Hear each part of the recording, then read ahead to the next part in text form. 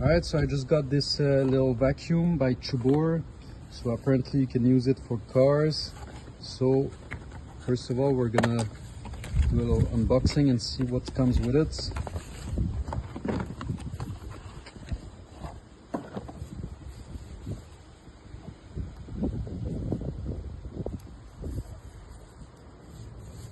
Right, so this is it. It's very small. So let's hope that it packs some power. We're gonna test it after.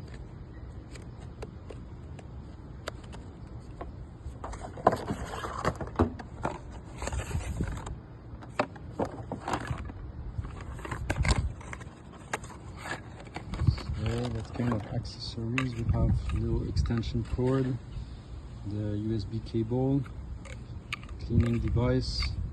So it's all small format, it's all very small.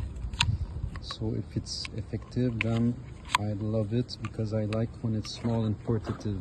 All right, so in the next video we're gonna test it out in my car.